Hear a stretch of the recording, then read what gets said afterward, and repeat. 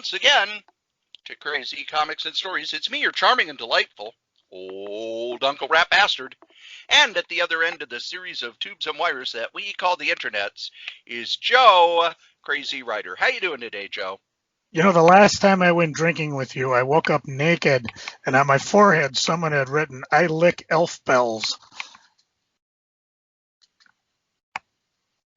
I haven't gone drinking with you in almost 20 years. I told you that's why. And that was way before the incident. I have an Ask The Strode. Well, you're not supposed to ask yourself. Travis has sent in an Ask The Strode. Oh, sweet. So, Me. Mr. Strode, do you know anything about Saturday Morning Comic #1 from Marvel? I wondered if, as a fan of the Reverend Horton Heat, you bought this issue. The Sienkiewicz cover is really weird. It looks like Todd McFarlane on it. I listened to episode 300 of the podcast where you all got together and asked the Strode. It was a very nice one. I think you're a good guy, sir. Well, I have him fooled. Take it easy. So, Joe, Saturday Morning Comic #1. Yep. I didn't even know it existed. Now, I knew of, how should I say, I had bought the CD because, and I'm going to take a quick glance because behind me, I still have every single CD I've ever owned. And years ago, my daughter alphabetized them. Let's see, Saturday morning cartoon songs. And what it was is it was really cool because it was like a bunch of contemporary groups at the time. Oh, sorry, I just saw Space Coast Musical Barbecue. So it's, oh, no, I don't think I can find it. But they had a bunch of different, how would you say, contemporary bands. As a matter of fact, let me just, Saturday morning. Liz Phair, Matthew Sweet, the Ramones, yes. Collective Soul, the Reverend Horton Heat. Oh, yeah. You had from Banana Splits Adventure, Gold Speed Racer, Sugar, Scooby-Doo, Where Are You? So, yeah, it was just a lot of fun. A lot of it's on eBay. And I found the disc probably at Best Buy. Now, in the back of the disc, it said, be sure to pick up the VHS. And I'm like, what? I had no idea. And here's where an old friend, Chris Farley, was able to score me a copy of Saturday Morning Cartoons Greatest Hits. It's about an hour long, and it has some of the videos to that various music. And what they did is it was hosted kind of by Drew Barrymore, and they kind of went off the idea that they woke up one Saturday and they decided to watch Saturday morning cartoons. So it was really cool. And then of course later on I discovered, digging through a quarter bin at Granite City, that there was an actual comic book tie-in to that. And I was like, really? Just a one shot. Let's see if I can find it here on the Atomic Avenue. Saturday Morning, the comic. And it was a promotional tie-in to where, again, tying into the recorded versions of the old Saturday morning cartoon theme songs. And trying to see who wrote it. Mike Lackey, Ralph Sale, Steve Letty was the artist. Doesn't mention the cover, but it is pretty cool. They're not terribly expensive, the comic. The CDs were going up in value, as was the VHS, but most of it's on the YouTube. So if you want to check it out, just Google Saturday Morning Greatest Hits, and you can not only listen to the different songs. You got Norman Grimwald or Collective Soul doing the Bugaloos. You got the Butthole Surfers doing theme from Underdog. The Ramones doing Spider-Man.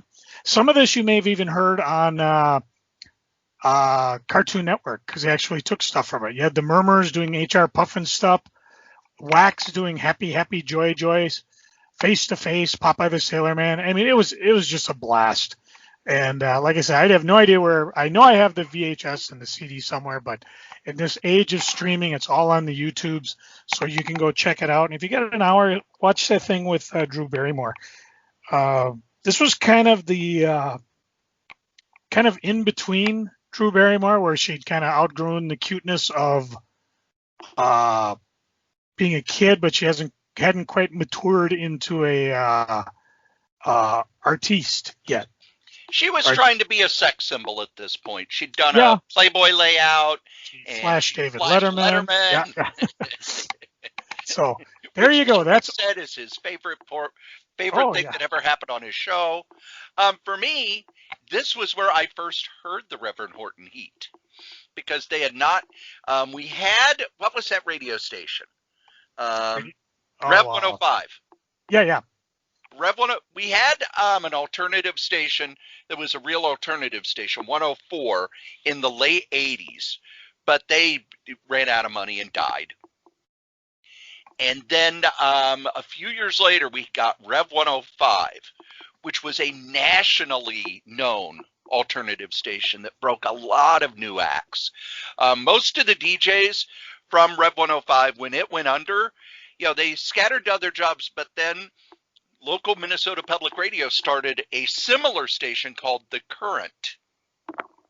And many of the people involved in Rev 105 ended up over at The Current, which has been going for, almost 20 years now. Yeah.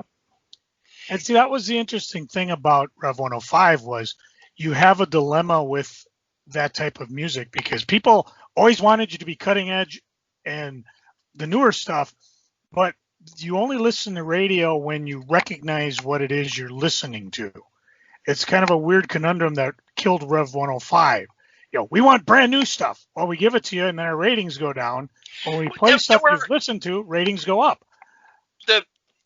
I read a huge article on it years ago. The thing that killed them the most. Theater. No, this was in a radio publication. Okay. The thing that killed them the most, they were on 3 different bands across the Twin Cities. They were on very low-powered stations. So there were major parts of the Twin Cities area where you couldn't hear it. When I worked downtown, I couldn't listen to it. I could listen to it out here in Chaska, and I could listen to it over in St. Paul, but in major parts of Minneapolis, you couldn't pick it up. But you know what 105 is now? 105.3, 105.5, and 105.7. But you know what it is now, don't you? No, I don't. It's the Love Channel, where if you turn on weeknights, you can hear John Tesh giving you love songs. Yeah, I'll never listen to that. So did the Reverend Horton Heat do Johnny Quest Stop That Pigeon, or did they do Eep Ork Ak Ah? They did the Johnny Quest theme with Stop That Pigeon. It was the Violent Femmes that did Eep Ork Ah Ah. Now, here's the thing. A couple months after that came out, I saw both bands, separate concerts. Violent Femmes, oh yeah, they played Eep Ork Ah Ah. I've seen the Reverend Horton Heat probably a good 40 times. Never once have they done the theme to Johnny Quest or Catch That Pigeon, and it breaks my heart. But that was one of those things where most of these bands, the big bands I knew and I liked, but there were also a lot of smaller bands like Juliana Hatfield. That's where I first heard her. Reverend Horton Heat, where I first heard him. A few others. And I'm amazed you don't remember the videotape, because Christy brought it into the shop back when you still owned it. What videotape? We would watch it. What videotape? The Saturday morning cartoon. No, I owned one. I got it from Chris Farley. So she probably brought in after she found out I had it. Yeah. So, but as far as I know, it's never been released on a DVD. Speaking of music, Cory, we do have an apology we have to do. Oh, what did you do now? Well, remember how I was bad mouthing 45 Cents? Yes. Well, apparently 45 Cents was a punk band, or it was a punk metal ska band with crazy trumpet player and more energy than the Hoover Dam. And I guess, although they're not around anymore, I should owe them an apology. But if you want to go listen to them, you can go to last.fm /music and look them up, or just type in 45 cents music. You'll find it. So again, we owe them an apology, even though it doesn't sound like they've had anything new in a while. Okay, I think we got that covered. You know who does have new stuff, Joe? Who's that? Diamond. Before we do that, previews. Before we do that, Cory, I have to ask you a very, very important question. Did you buy Ice Cream Man #1 from Image when we recommended it? No, I did not. How much is it worth? $300. Yeah. So I'm telling you, people, some of you may overlook our episodes, but damn it all, you could be swimming in monetary goodness just by listening to the type of stuff Cory and I go through previews. So you don't have to. More importantly, if you want to, you can always just join in the fun. So grab your copy of previews number 385, October 20, and I'm looking for my Marvel piece. I don't know where it went. Oh well, we'll do it the hard way. I will recommend one thing though, because we are getting into Christmas season, and so. Again, this is a $1 million idea, but throughout this previous catalog, a lot of the publishers are listing their back stock in terms of this is a great idea for gifts. And I would suggest that if you are a comic collector and you have a non-comic collecting partner, wife, girlfriend, whatever, it's a good idea maybe to make a quick want list and give it to her or him or them and let them know that, hey, this is the store I want to go to. You can buy it from and they can take care of you. Matter of fact, if we jump onto page, I can, where is it?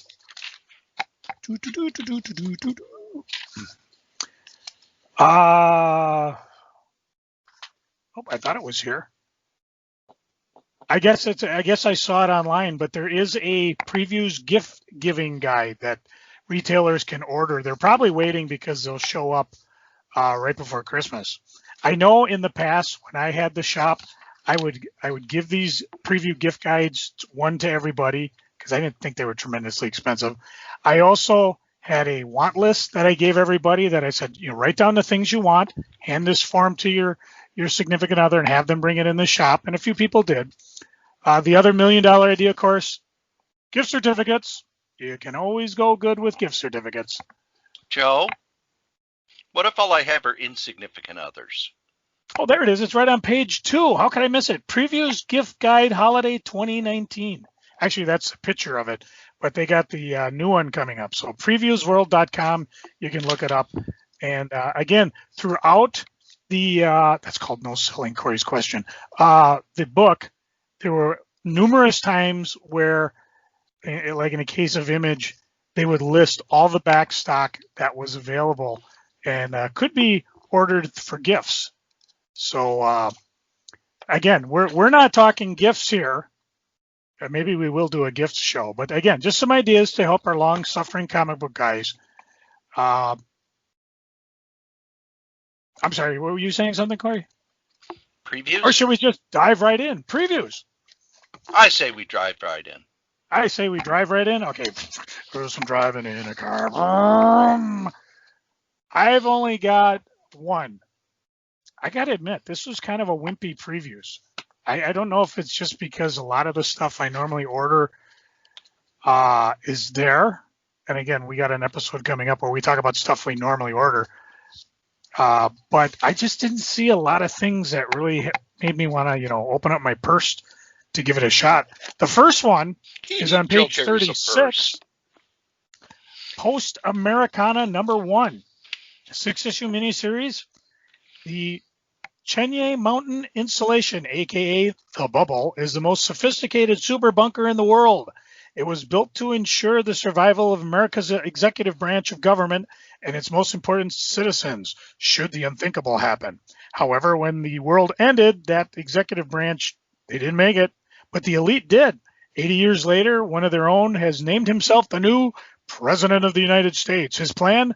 subjugate the survivors of the American wasteland using the same bunker resources meant to rebuild it.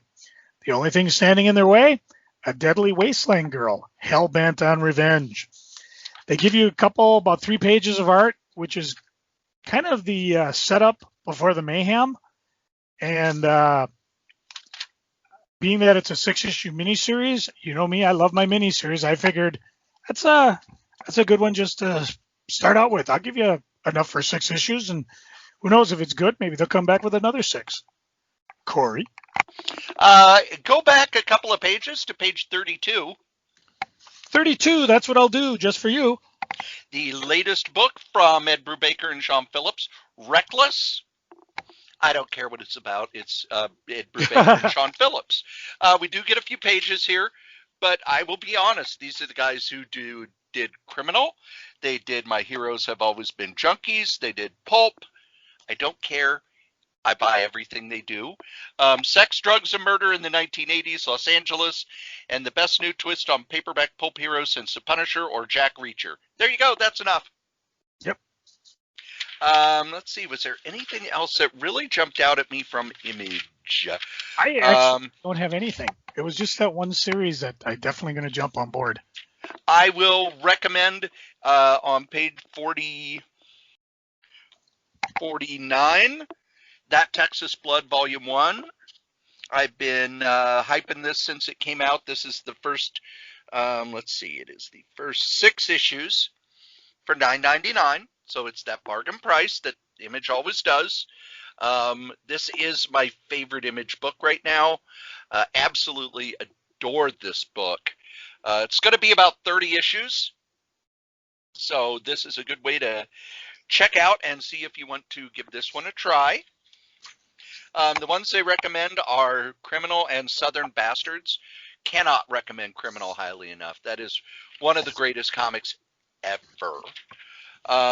Savage Dragon Archives has become they're pretty much caught up, Joe. I know. So now you got to wait a long time for a new Savage Dragon Archives book. Not me. I just buy the issues as they come out. Oh, okay. I did pick up the first issue of the Walking Dead Deluxe. And? The coloring is decent enough. The special covers, you're always going to get an Art Adams cover. Art Adams art! Art.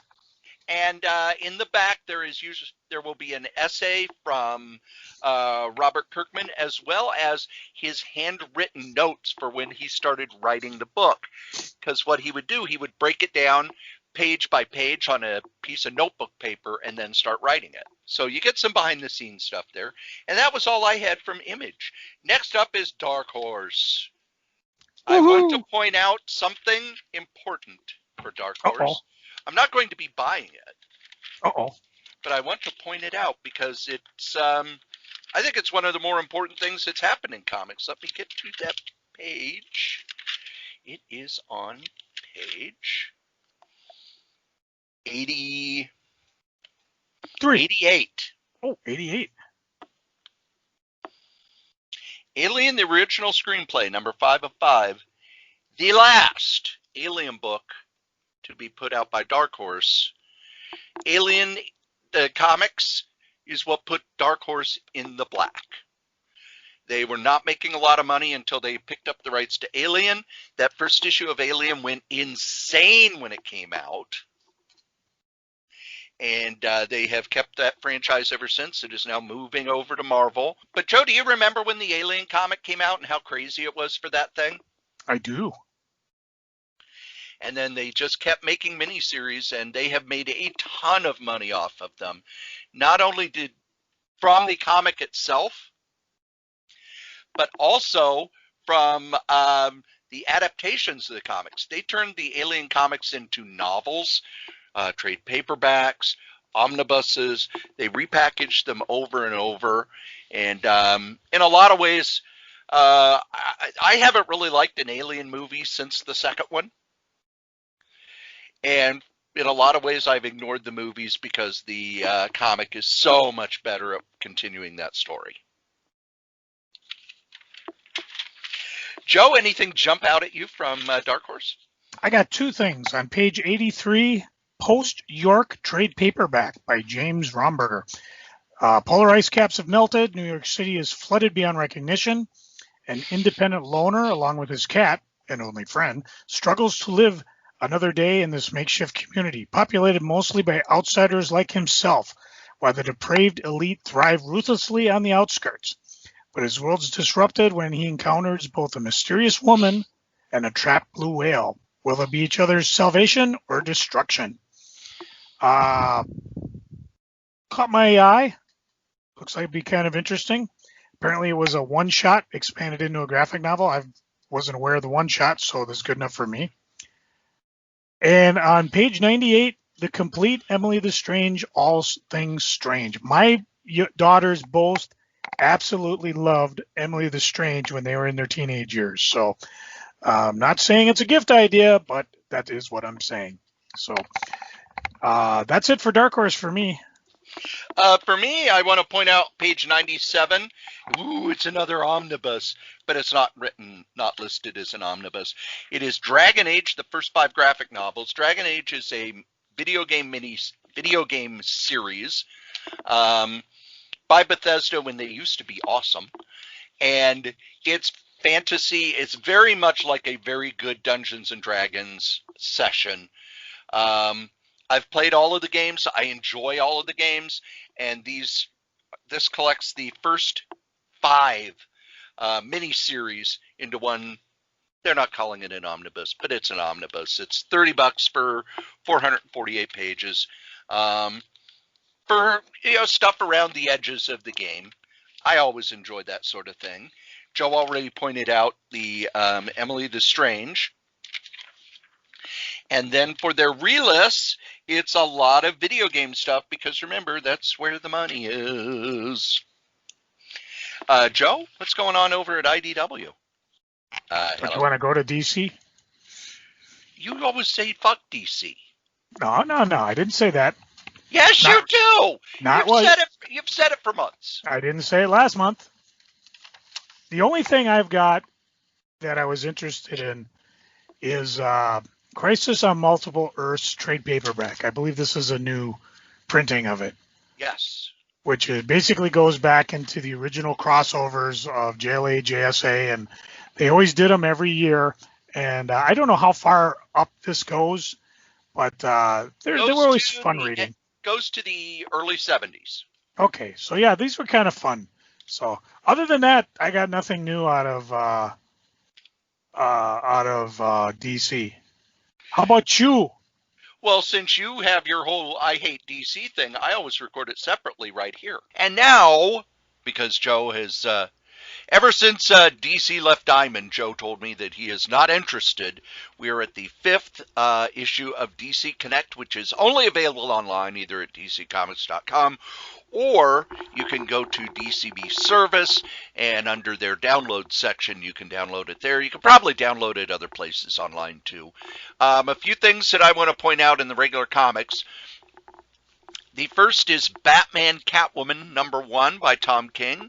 It's going to be a 12-issue miniseries that wraps up Tom King's run on Batman. It's the story that he was going to tell that would end with Batman 100, but they moved it off into its own miniseries. Sadly, it's the black label with a cardstock cover, so it's going to be $4.99 an issue. I love Tom King's run on Batman. I thought it was one of the better Batman runs of the last few years. And if you go by, Grant Morrison's my favorite. Tom King is my second favorite. And this I will be buying as a hardcover because that's how I'm buying all of Tom King's Batman run. They are continuing with the Batman Black and White. They are bringing back that anthology. It was an anthology that they've done a few times, which is basically they try to gather together the best creators who can work in black and white to do short stories.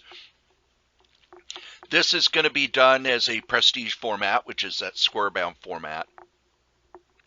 48 pages, $5.99. It's going to be put out as a really nice book when it's all done, because that's what they always do. J.H. Williams III is doing a story. Emma Rios is doing a story.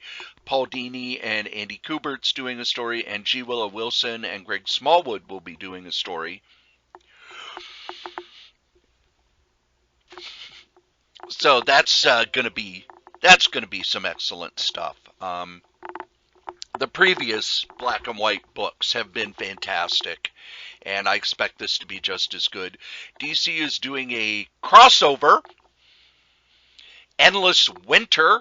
It will be 9 issues, all out in the same month of December. When they said it was going to be in 1 month, I said, oh, that's kind of cool. But now we found out why, because in January, DC is basically going to be using up all of the 5G work that they had done. We'll talk about that more in the next episode or an episode later, depending. But DC is taking all the 5G work that they did, and now that 5G is not going to go into place, which is 5th generation, they're just going to kind of dump it on the market in a bunch of books for 2 months in order to use up the inventory and kind of give other creative teams some time to get ahead.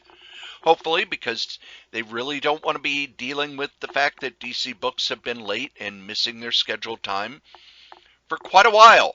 So Endless Winter is their big crossover. It's going to all be coming out in 1 month. For the most part, it's going to be one-shots, but it will tie in with Justice League and Aquaman's regular issues. It's another one where they're going to probably put it out as a hardcover or trade paperback when it's all done. The beginning of the 5G story will be in a one-shot called Generation Shattered. And it says what started in Detective Comics 1027 and explodes out of Dark Knight's death metal, tell a story of the generation spanning history of the DC universe. It's basically this is all the stuff that was going to lead up to the creation of 5G. There was going to be a crisis. I don't think they're going to actually do the crisis, although it would be cool if they had the crisis all done. But no crisis. Instead, it's just going to be kind of a special event type thing. DC's also doing a Very Merry Multiverse. It's one of the prestige format. It's an 80-pager. I like these anthology books. They seem to do them more and more often. I know that anthologies don't sell well, but I like the idea of short stories and getting a bunch of characters in one book.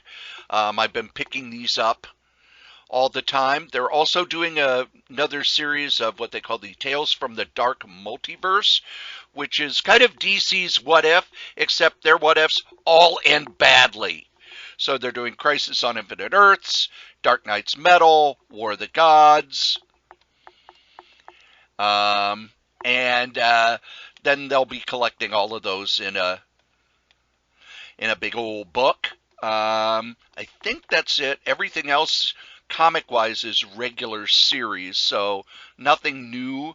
There is a Ginny Hex one-shot.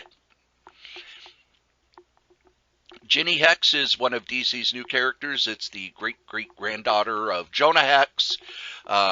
Showed up in Brian Michael Bendis' Young Justice, and has some heat. You know, people are excited about the character, so they're giving him a one-shot. And then I am going to go down to the collected books, because that's most of what I buy anymore. So let's get down to those.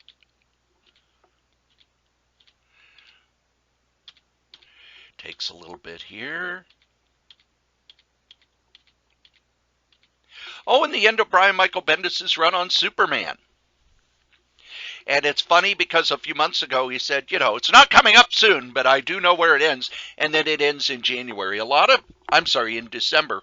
A lot of DC stuff is ending in December, which I think those were the plans that they had for 5G was going to start But now that 5G isn't starting, they're kind of reshuffling the deck and figuring out what to do.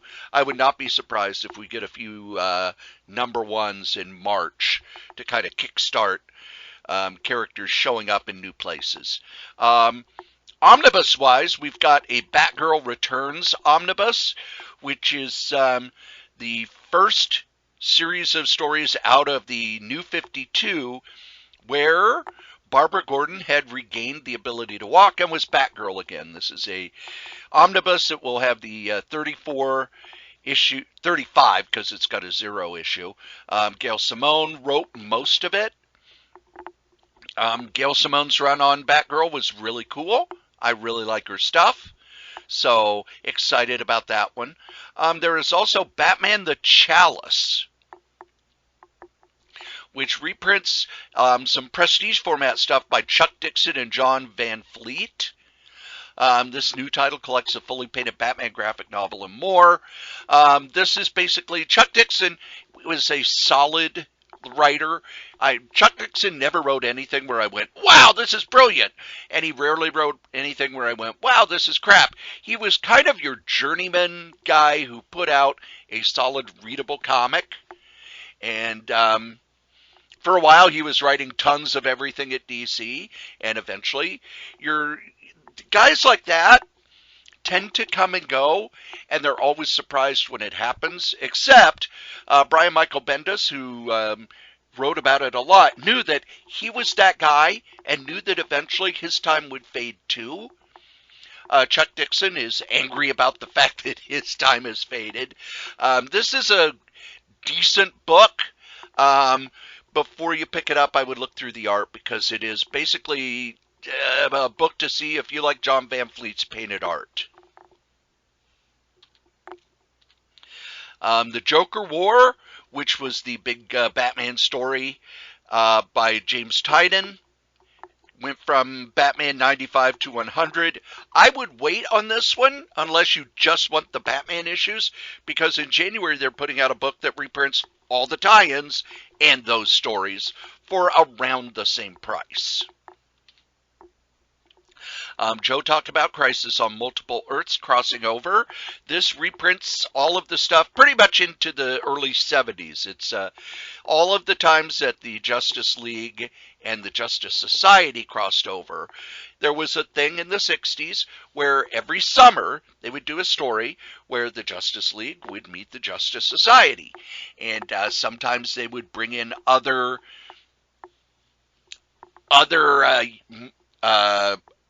characters as well, but back in the 60s it was just them. By the end of the 60s they started with Earth 3, where all of the superheroes had actually been super villains. Then when you get into the 70s, it's when they bring in the Freedom Fighters and the New Gods and on like that. It was a tradition that lasted until Crisis on Infinite Earths. These are fun books. I have read them. It really depends on how much you like your 60s DC, because they're fun. I can't say that I would want to go back and read them again after I've read them once or twice. Let's see what else here jumped out at me. Heroes in Crisis, The Price and Other Stories reprints all of the stories that tied into the Heroes in Crisis story by Tom King. There are a lot of people who did not like the Hero in Crisis story by Tom King. I liked it except for the ending. And they have already gone and invalidated the ending, so... But I like the whole idea of the fact that, because we as readers demand these big events and big crises and big, huge things happening, Tom King, who served in the military during the Iraq War, did a story about the trauma that brings, and the kind of the secret therapy place where the heroes go to deal with all of this, which I think is a good idea. Kind of showing the price of the stories that they go through. What else jumps out at me here? The Justice Society of America, The Demise of Justice hardcover. This is a book that is a reformat of a book that they've solicited a couple of times. Back in the early 90s, Len Strazewski, Rich Burchett, and Mike Paraback did a Justice Society series, which dealt with the fact that the Justice Society had come back. After Crisis on Infinite Earths, they wanted to get rid of the Justice Society because, these heroes from World War II are getting too old to fight. So Roy Thomas did a weird story where they were trapped in another dimension fighting Ragnarok over and over and over again. And he has said that a lot of that story was editorially dictated. And he basically jumped in to write it because if somebody was going to have to get rid of the Justice Society, he would rather it be him than somebody who doesn't really care about the characters. So, as always, a few years later, they brought him back. Len Strazewski dealt with the fact that they were older. This was an excellent book by Len, and just beautiful art by Rick Burchett and Mike Paraback. Mike Paraback's art. Him passing so young is a loss because his stuff was so beautiful and so good. This also has the Adventure Comics 466 and All-Star Comics 57, which were the last stories of the Justice Society before Crisis on Infinite Earths. I am picking this up for the Len Strazewski stuff. The stuff by Paul Levitz in Adventure Comics 466 and All-Star Comics 57 were not that great. They just weren't that great. They've got a book here that kind of surprises me. Legion of Superheroes Before the Darkness. They have reprinted the Great Darkness saga over and over. It's considered one of the greatest Legion of Superheroes stories, and it's actually the first Legion of Superheroes story I picked up. So I was like coming in when they were, when they exploded. These are the stories that came before that. After it was Superboy and the Legion of Superheroes, they wrote Superboy out and just had it as Legion of Superheroes. This reprints issues 260 through 271 and Legion of the Superheroes 1 through 3. You've got a lot of different artists on this. You've got George Perez, Jimmy James, Steve Ditko, Joe Stanton, Rick Estrada, Jim Sherman. It's written by Gary Conway, Paul Kupperberg, E. Nelson Bridwell, and J.M.D. Matias. This is before Paul Levitz took over and before Keith Giffen came in. These are not Legion stories I have read because I don't believe these have ever been reprinted. But man, $50 for a trade paperback that's only 344 pages, only reprints 15 comics. Man, that's at a high price for that. Legends of the DC Universe, Doug Mahnke. Doug Mahnke, local artist, one of the better artists working at DC. This is a nice big hardcover of some of his best stuff. They are doing a reprinting of Manhunter by Archie Goodwin and Walt Simonson. If you have never read this, you should pick it up. It's a brilliant story that has a definite ending. Back in the 70s, they made Detective Comics one of those 100-page giants for a while. And one of the backup stories was a new version of Manhunter, written by Archie Goodwin, drawn by Walt Simonson, and it led to a crossover with Batman that ended the story. This reprints the whole thing as well as a special edition they did, kind of a silent epilogue story. After Archie had passed away, they printed it and it was by Walt Simonson. Just absolutely beautiful. I think, Richard Dragon, Kung Fu Fighter, Coming of the Dragon, written by Denny O'Neil, drawn by Jim Starlin, Jack Kirby, Rick Estrada, and Wally Wood, and others. It reprints all 18 issues of Richard Dragon Kung Fu Fighter, the Brave and the Bold crossover, and the DC Comics Presents crossover. Richard Dragon was used later in The Question and in Batman. Now, these Richard Dragon was a book character created by Sergis O'Shaughnessy, and DC was able to get the rights. Well, that's because Sergis O'Shaughnessy was Denny O'Neil. The books didn't sell that well, so he turned it into a comic book. I'm picking it up just because I haven't read these before, and it's Denny O'Neil. And come on, Jim Starlin, Wally Wood, Jack Kirby. That's some good stuff, kids. Another omnibus is the Superman and Batman Generations omnibus. This was a three different miniseries by John Byrne showing Superman and Batman through the years. There's one set in the 40s, one set in the 50s, one set in the 60s, and it's basically Superman and Batman starting in the 40s, aging.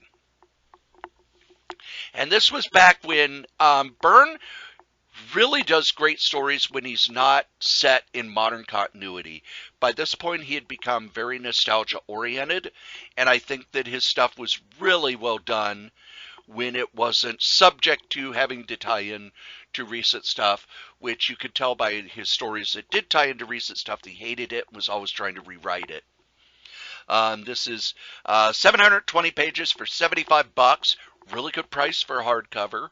And this one's recommended. And I think there you go, the other one, Superman by Grant Morrison omnibus. This is another $75 omnibus. It's got Action Comics 0 through 18 and Action Comics Annual with Grant Morrison and Regs Morales, Gene Ha, Adam Kubert, Cully Hamner. I liked this series. I didn't love it. I liked it. I'm excited to see it all in one book because it was really collected in some kind of shabby trade paperbacks before. And I think, going through, is there anything else that jumped out at me? No, that was it.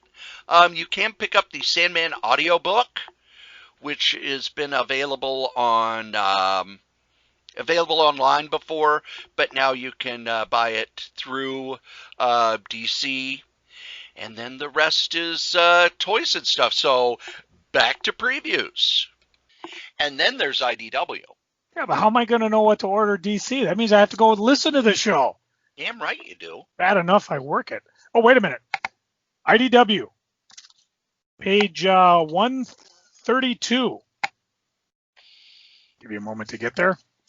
I'm not buying this, but I wanted to point it out. If you're a Stephen King fan, this is Sleeping Beauties Volume 1, an official graphic novel adaptation of the horror novel by Stephen King and Owen King.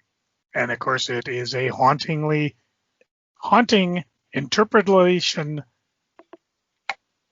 of the chilling, timely bestseller. So if you're prone to that, here's your chance to come get some. Anything IDW for you? Nothing from IDW jumped out at me. I'm a little upset. There hasn't been a Yo book for a few months. Hey, Yo, get on the ball. What's the matter with Yo? Makes me mad. Also want to point out that the Marvel books are starting over again. They're going to be a Marvel Origin series written by Chris Iliopoulos, who is mostly known as a letterer, but he also did all of the Franklin Richards comics. And of course, there is a coming soon for the cover, so they're taking after Marvel with putting everything late. And then the Spider-Man shows how they're going to be rebooting the character to look much more like the animated series. So, and then they have a whole list of the stuff they've done before that you can reorder. I've actually read a couple of them. They're good kid stories. They don't hold up for me, but they aren't for me. They're for kids aged 8 to 12. And then Marvel begins The King in Black.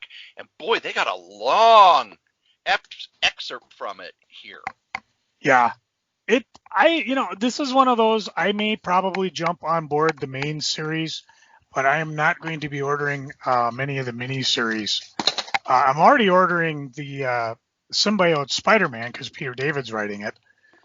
But yeah, it should be interesting. What I thought was different from this one is that this time the Avengers know it's coming. They know he's on his way. Matter of fact, the free comic book day giveaway, I think, covered that. Why I don't understand why a celestial level being wants to invade Earth, but you know, I haven't been following the crossover. I have been watching on the comic boards and in the prices. You know, first appearances bumping up and all sorts of different Venoming goodness has been going crazy in the back issues. So. And this is going to tie into Donny Cates' other stuff, the cosmic stuff he's done, the stuff he's doing in Thor. He's kind of got this big, grand story he's telling, and this is another huge part of it. I would rather get this as a big collected book, but I wanted to point out a couple of the miniseries are written by Kurt Busiek. Yeah.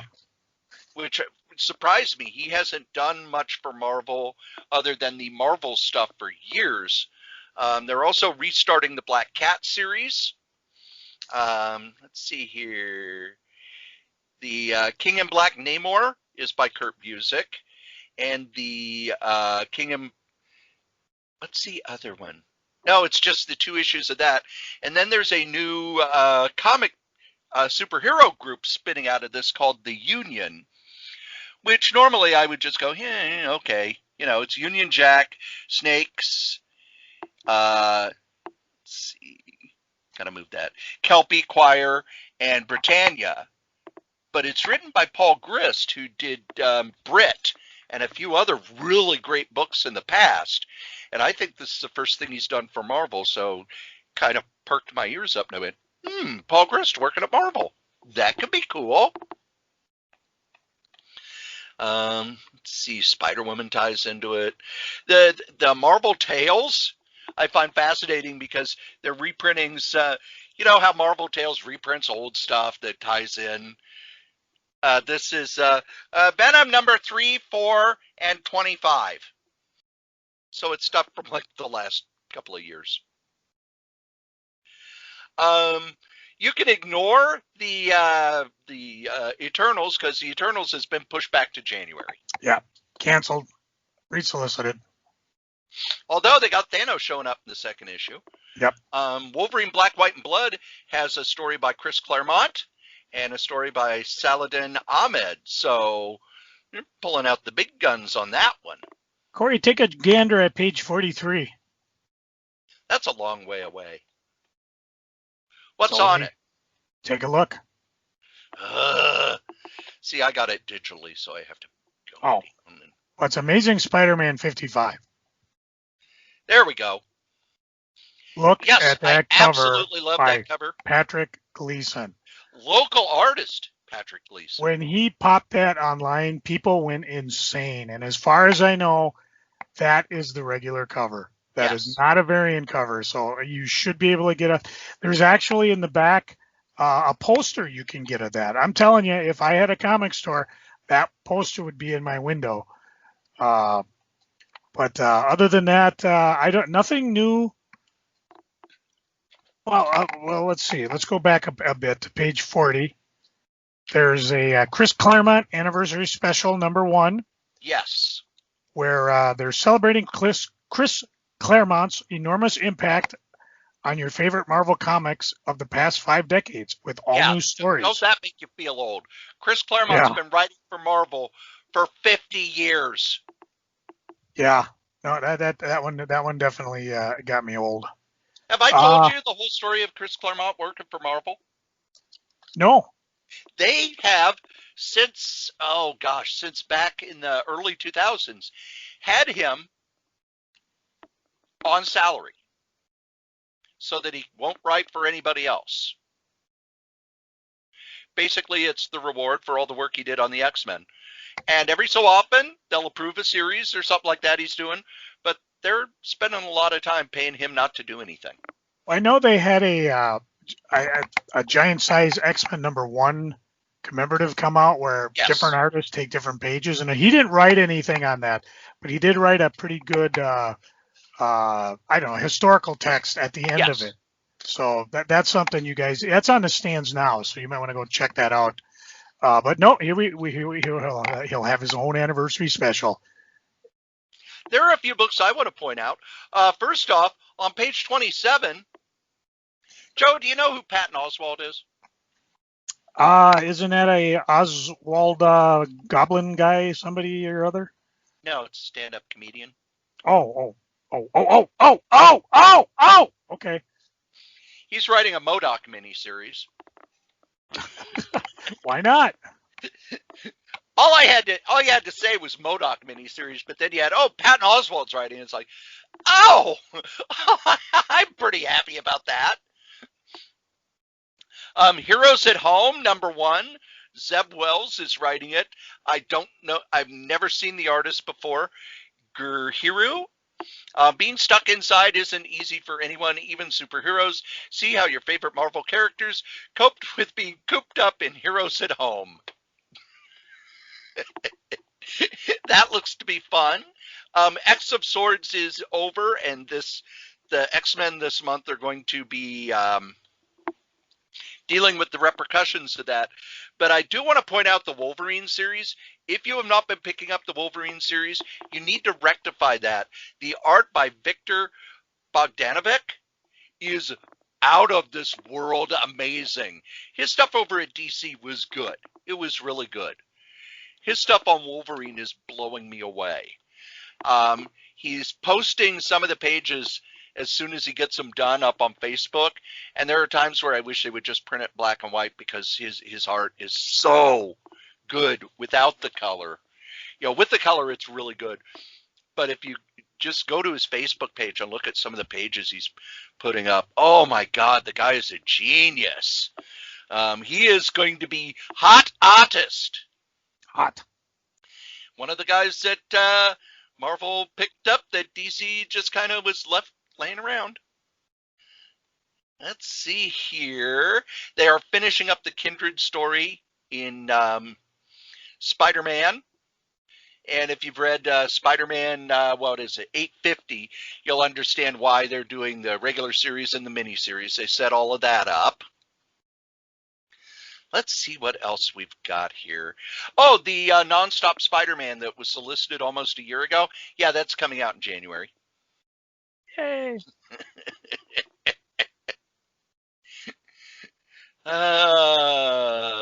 Because I didn't get the book, I had to. If you buy previews, you get the previews digital code so that you can download it. So it comes as a PDF, and I have to scroll through. Let's see, the Civil War, the snapshots for this month is by Saladin Ahmed and Ryan Kelly. Again, Saladin Ahmed, anything he writes, I'm going to buy. He won me over with the Black Bolt series, and his work on Ultimate Spider-Man and Ms. Marvel has been just fantastic stuff. There is a Fantastic Four one-shot by creators I don't know, so I'm wondering where in the heck this thing came from. Now I have to get down to the... there are no True Believers this month, which makes me upset. Slackers. But are you heading to the graphic novels? Yes, I am. All right. Well, I do want to point out that I read the first issue of Champions. Remember a long, long time ago when they had the start of that series where we're going after the teenage superheroes? They're finally following it up almost a year later because of the whole COVID thing. So first issue was really good. I'm not sold on the art, but I like the story enough to cover. And I read the first issue of Shang-Chi. I do like how they've gotten around the whole Fu Manchu thing. It brings forth some relatives that have never been brought up before. And more, I'm just going to think of Shang-Chi as a new character and not the one from the 70s. And I also want to point out King Size Conan #1. Here's the list of writers, Joe. Roy Thomas, Kurt Busiek, Chris Claremont, Kevin Eastman, Artists Steve McNiven, Pete Woods, Roberto De La Torre, Kevin Eastman, and Jesus Saiz. There's a variant cover by Joe Jusko. They do repurpose a John Buscema drawing. 64 pages for short stories by people to celebrate the Conan's 50th year. With that lineup of talent, you got to buy it. You got to buy it. Kevin Eastman doing work for Marvel. All right. While Cory moves his way back to the omnibuses and the trades, I'm going to start off because the first two, and the one's on page 92, 93. 92's got the Defenders Omnibus Volume 1, reprinting Submariner from 68, Marvel Feature 1 to 3. And, of course, if you've got a Marvel Feature, you could sell it and buy yourself a couple of these Omnibuy. And then it goes Defenders 1 through 19, Giant Size 1 to 2, including the Avengers Defender War. Or was it the other way around? Either way, I got to decide just which cover to buy. I don't know if I'm going to buy the Kane cover or the Adams cover. And then across from it, I like that Neil Adams cover a lot more. The Gil Kane cover is, I hate to say it, but I can look at it and see, oh, yeah, that was one where he had to draw it in an afternoon because he owed a whole lot of alimony. Yeah. And then across from it's Thunderbolts Omnibus 1, which has the early stuff that Kurt Busiek wrote, and a lot of the stuff from Thunderbolts, the annuals, Incredible Hulk, Marvel Team Up, Heroes for Hire. Of this one, I might go for the Bagley cover as opposed to the other one. Well, they're both by Bagley. Or the DM cover. Yeah, the DM cover looks like it's number 0. It's probably zero the issue. Yeah, that was probably one of the Wizard ones. And then looks like the regular cover is a new cover. Because the coolest thing about Thunderbolts was when it came out, they kept everything about it a secret. Yeah. You thought, oh, these are all these new superheroes. Now, of course, everybody knows the secret. But it was the last time I think they were able to keep a secret so well that people were really shocked when they read the first issue. Yeah. So, yeah, those are the good omnibuses that I'm looking for. Other than, let's see, I want to point out. You going back to page 89? Yes. Remember how I said the Dark Horse stuff was going to be coming out through Marvel? Here you go. Aliens, the original year's omnibus. This reprints the first 1, 2, 3, 4, 5, 6, 7, 8, 9. First 9 miniseries and the stuff from the first 5 years of the Dark Horse Presents. 1,032 pages, $125. Both covers are beautiful. The Greg Land cover is brand new, and the Mark A. Nelson cover is from the original miniseries. They're both beautiful covers. The thing is, I have these. I remember I bought them as comics, and then I bought them again as when they did the Aliens omnibuses. So I don't need to buy it again. One thing Marvel's doing is reprinting some of their better-selling omnibuses, such as the Spider-Man by Roger Stern omnibus. We've talked in the past about how Spider-Man under Denny O'Neil was just almost, it was just terrible. Roger Stern came in, brought back the supporting cast, and got people excited about Spider-Man again. One of the greatest missed opportunities in comics was Hobgoblin. When Hobgoblin started, he was the hottest character at Marvel. By far. Hotter than Venom was when Venom first hit. And it's because Roger Stern built up this big mystery about who he was going to be. Then he left the Spider-Man books and didn't tell anybody how he was going to solve the mystery. So they puttered on it for another 50 issues before we got a really lame and confusing unmasking. And now Hobgoblin's just kind of a who cares. Which is, I didn't know if it was an unmasking. It was like they had this really cool Wolverine Spider-Man crossover where they killed Ned Leeds, and then they were like, oh, he was the Hobgoblin. So, anyways, Got Cory, the editor. By the way, that mess got the editor of the books canceled. Got the editor of the books fired because it was like, wait a minute, aren't you paying attention to what you're doing here? no. But Jim Owsley came out okay. Oh wait, now he's Christopher Priest. On page 97, to get back to on track here. I said I was not going to buy the crossover.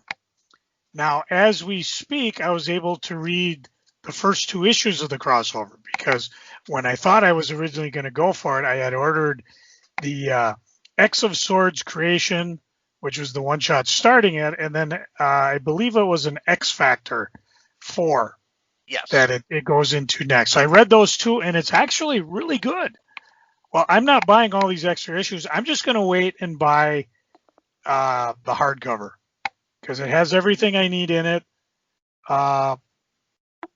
Or I may get cheap because there's already 2 omnibuses I want, and this isn't really an omnibus, especially, 648 pages. The other ones are over, well, the Defenders is 680. Yeah. Although Thunderbolts is over 1,000. Yeah. So I'll either get it this way or I will get it when the trade comes out. But the crossover is really good. So it is one that I recommend. And unfortunately, I don't believe it's one where you can hop around and skip issues. So no, it is told in order. Yeah. And like I said, I'm not going to buy them all, but I am going to pick up the crossover book when it finally publishes sometime or other. Back on page 91, there is the all-new Wolverine by Tom Taylor omnibus. This is the series with X-23. And this was really, really good. So I'm going to sell off the 2 trades I have and buy this omnibus. The Marvel Masterworks are really interesting this month. The Black Panther Volume 3 reprints the Black Panther miniseries from, let's see, it was Peter Gillis and Dennis Cowan.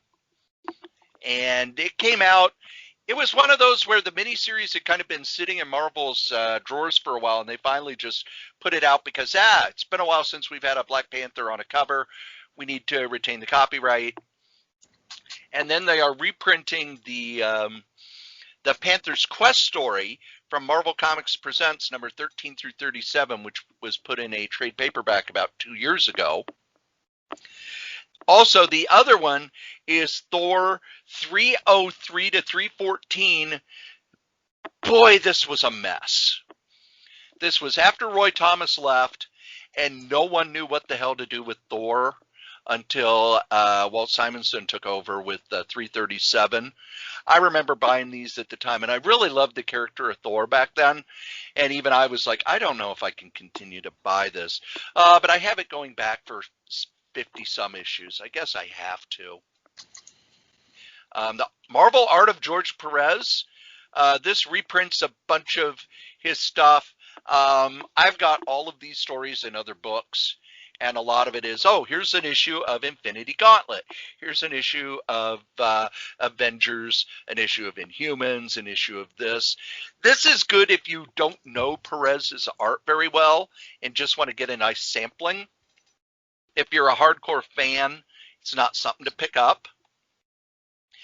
You can tell that there's an Eternals movie coming because all of the stuff not by Kirby is coming out. The Cosmic Origins, which is a introduction to the Eternals. Well, which ones would you buy? All right.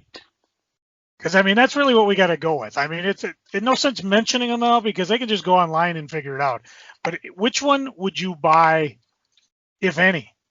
I would first buy Eternals by Gaiman and Romita Jr., the hardcover. Because this is in order to kind of... they traded the rights for Miracle Man for Neil Gaiman to write a few books. One of them was the Eternals. He took Kirby's Eternals and kind of reimagined it in the modern Marvel universe. Neil Gaiman only did a few books for Marvel. This is one of them. I would highly recommend this one.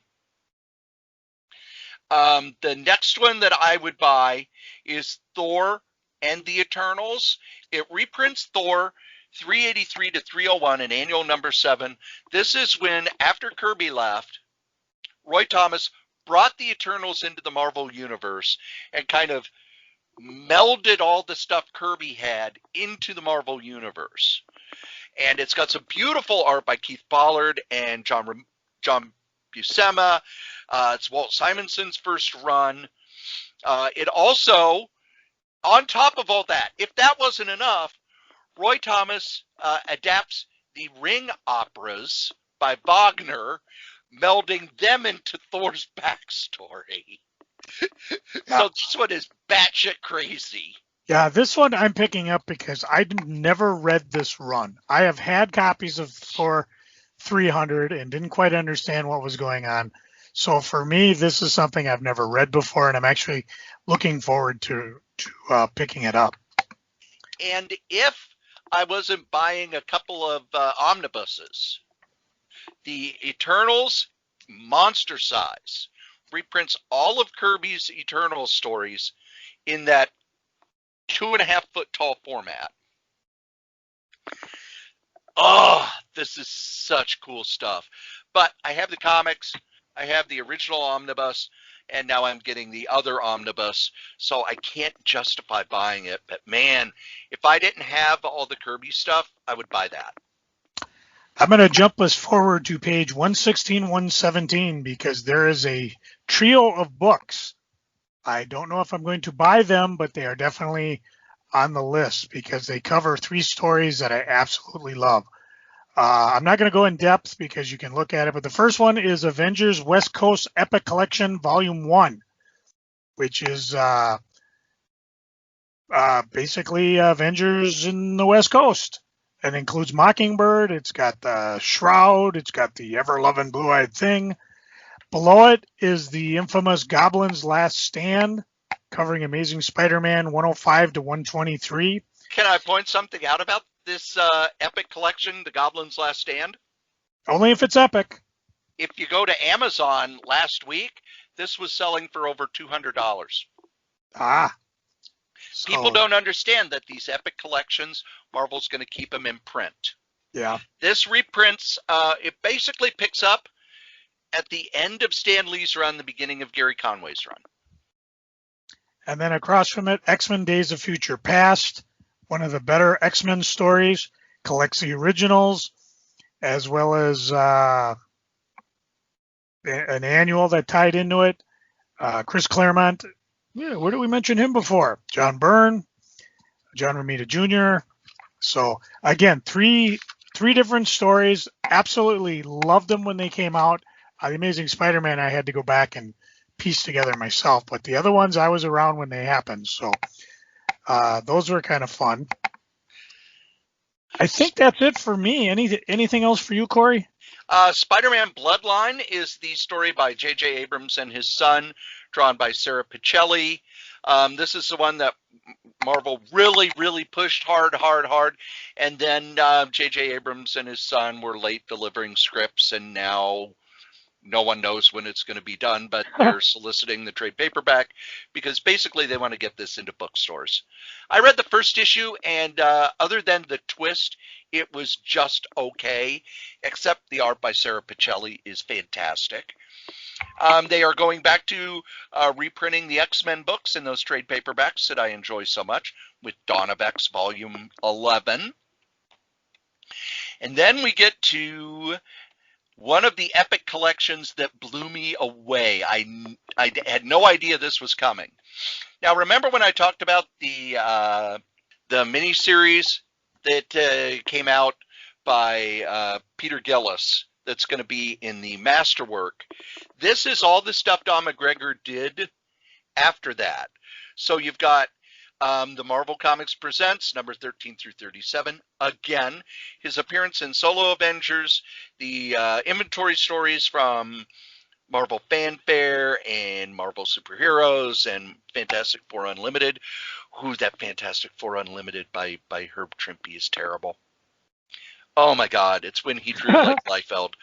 But it has a book that Marvel has never reprinted before, and that is Panther's Prey 1 through 4.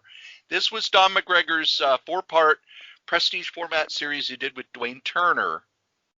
That is a follow-up to the stuff he did, in his 70s Jungle Action series, and then the Panther's Quest. Panther's Prey is beautifully drawn, fantastic book.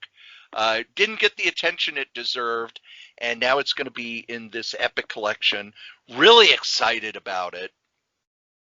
The Hulk Epic Collection is one that I want to pick up because it is Hulk 138 through 156 and Avengers number 88. Joe, why is Harlan Ellison listed on this? Didn't he owe a favor to someone and did a comic for him?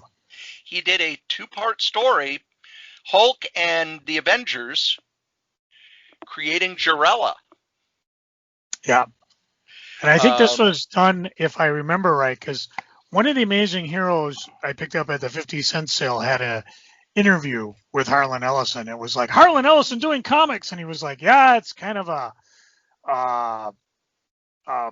promise, a payback to someone. And then they listed all the comics and stuff he had done up to that point. And the big one was that he was doing these books. Yep. Not necessarily because he wanted to. Although they're incredibly good. Oh, yeah. I have the originals in my permanent collection. This also has, in one issue, the Hulk going on trial and rampaging in front of Richard Nixon. Who I believe was a snake, wasn't he? No. That Reagan was the one who became the Snake in Captain America. Oh, I thought that was no. That was way before he was. Or did they retro him forward? In the first U.S. agent story, when Grunwald brought together the Serpent Society, their plan was to turn Ronald Reagan into a snake. Because I'm talking when the alleged Nixon killed himself and Captain America became Nomad. Oh, no, that was in Captain America. That was different. This was just Nixon was there for the trial, and Hulk went crazy. And, Mr. President, we've got to get you out of here. So you've got Herb Trimpe drawing Nixon. But I imagine when Captain America gets drunk with Bucky, it's like, yep, I saw Reagan turn into a snake, and I became a werewolf. It's been a weird life, Bucky. Oh. And then the last one I want to point out, if you don't have this story, you need to get it. Wolverine by Frank Cho, Savage Land. Yes. It's Wolverine. It's Frank Cho. It's only $20. And Shanna, the she-wolf, is in it, isn't she? Shanna the She-Devil, yes. She-Devil, yeah. But it's, Frank Cho drawing Wolverine fighting dinosaurs. Come on, man. Now, at That's this what comics point should be. Of the podcast, we have to stop and say we are not officially on Marvel's payroll, even though we have spent more time on this Marvel catalog than we have anybody else. These trade paperbacks, the Scarlet Witch trade paperback I'm going to pick up. Yeah, I am going to pick up the Captain America Sam Wilson. DC, Marvel's doing it. Why can't you? Marvel's getting so much of my money. That's why when you say I'm not buying much, it's like, oh, shit. I did my first run through and I got a cut. Now let's head over to Dynamite where I'll save money. Yeah, there's nothing in Dynamite new this month for me. Oh my God, look at the number of covers they have for some of these books. Well, they do for all of them, and that's kind of the big thing. Vampirella, the Dark Powers, 4 pages of special. I was gonna point out they are doing a couple more coins there if you're so inclined, but not this month. And let's see who's next. It looks like they're doing, their first Move on. If you're not buying it, move on. We still got the rest of the previews to get through. I wouldn't mind, but we just spent like 45 minutes on Marvel. We still got all the rest. Jeez. I know. I do want to point out Lumberjanes is ending. Oh. But Amazon picked them up for a animated series. Cool. So pick up those books because they'll go up in value. Up. Yep. All right. So, Yep. let's see. As Well, I reposition here and get ready to crack open the big previews. Let's see. How about if I start out? Run to page 207. wow, did I skip Boom? Did you skip Oh, who? no, Boom is the Lumberjanes. I thought, Yeah. I was No, like, I said God. that. I said Boom. I didn't have Okay. anything new for Boom either. Not that there isn't good stuff coming from Boom. It's just not, we're dealing mostly with the new stuff. For example, on page 207, The Harrowing of Doom. Oh my gosh, we're back at Marvel again. No, this is Yeah, from a company. What is it? How's you say it? A coined? Who cares? The Harrowing of Doom ACONYTE. is a Marvel Untold novel softcover by David Annandale. It says notorious villain Dr. Victor Von Doom has finally found a solution for his oldest obsession, rescuing his mother's soul from the clutches of hell, which I thought she was rescued already, but these are apparently older stories. So an alliance with the reclusive mage Maria von Helm has provided the key to Doom's latest invention. And basically this is a prose book. And I like Doom stuff, and I'm willing to give it a shot. We've talked in the past about Marvel and their prose series, so it looks like they're coming back. And yeah, just can't get away from Marvel, can we? Joe, you remember when Avatar said that they were taking a break and they'll be coming back in this month's previews? Oh, they're listing all sorts of stuff. Yeah, they're relisting all of the hardcovers and trade paperbacks and stuff Yeah, as is at the low prices. I believe It's Bounce is doing the same thing.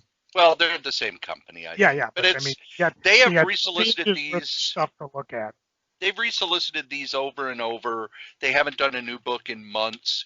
They're no longer sponsoring Bleeding Cool. I think that they may not be dead, but they're certainly coughing up blood. Well, what's not is on page 212, Aftershock Comics. Knock 'em dead, #1. Sometimes you kill, sometimes you get killed, but no matter what, everybody dies the first time they go on stage. It's a story about Byron, I got that wrong. Pryor Bryce. He's always wanted to be funny, and now he's taken the plunge and comedy. Unfortunately, his older sister, Ronan, wants her brother to stop daydreaming and focus on his future. Problem is, he's totally sucks at stand-up. That is until an accident changes everything, leading them both to discover comedy isn't all it's cracked up to be. A new series, I'm very, very reluctant to try a new series, but I will definitely give this one a shot. So we may be revisiting that in a review episode once the first issue comes out. For me, the next thing I have, Archie has no comics, all digest, no comics Well, at the all. Christmas special is a comic, and Dan Parent's doing it. So. Oh, that's right. But all of the new Archie, no, nothing. We're on page 232, by the way. But if you go to page 268, Fantagraphics wants my money because a new volume of Barnaby. Barnaby was a comic strip by Crockett Johnson, who I bet everybody listening to this podcast knows Harold and the Purple Crayon. Oh, yeah. Barnaby was the comic strip he did, which is utterly amazing. It's about Barnaby and his incompetent fairy godfather. If one of the things when you read it, you go, wow, did Bill Watterson like this strip when he created Calvin and Hobbes? Except this is a little more kind and charming, and Barnaby's kind of a very he's not a problem like Calvin was. This is one of the best comic strips ever done. It's just beautiful and very funny, very charming, very well drawn. Then right under that is My Life and Times, the third volume in reprinting all of Spain's underground work. This is more about his life, whereas the other two volumes were more of the fictional stuff he did. Fantagraphics reprinting the great underground artists and kind of collecting all their work from all over the place into these volumes is just a treasure. Spain is not an artist you're going to look at and go, wow, that's really pretty. It's an artist you're going to look at and understand how gritty and real, because he was an outsider. He was a biker. He got into art kind of through the side door. I've always liked his stuff, even though it is not pretty or charming. It's very gritty, very real, very grimy. Kind of epitomizes the do-it-yourself feel of underground books. Joe? Page 224, the second coming. The second coming, only begotten son. If you remember, the second coming from Ahoy Comics was the Mark Russell, Richard Pace, where Jesus comes back and pals up with the superhero of the world. Well, in this case, it's a new 6-issue series. The infant sun star will grow to fulfill his destiny as Earth's most powerful superhero and roommate to Jesus Christ. But first, he and his parents must endure the mundane and tedious on the last night of the doomed planet Zirconia. And more extra prose stories and illustrations. So if you liked it the first time, here's your second time round. Second coming? Is that right? Oh, well. Yeah.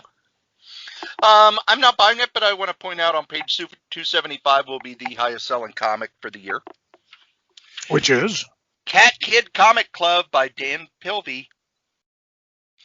Yeah, that's right. The guy who created Captain Underpants and Dog Boy has a new series starting up. And it's funny, even older comic creators, comics are dead. And then I say, well, I know a comic that sold 5 million copies. Oh, yeah, Walt Disney's Comics and Stories. No, Dogman, It came out in September. Yep.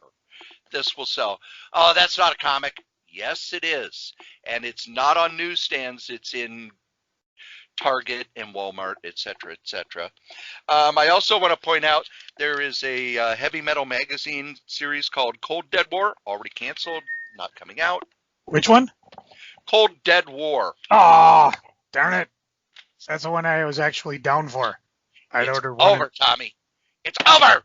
Well, I will point out that Tarina is coming back, the hot chick from the heavy metal movie, another mini-series. And this is all on page 276. And if you recall the last time, I think it was 1 and 3 took forever to get there, and they actually canceled 4.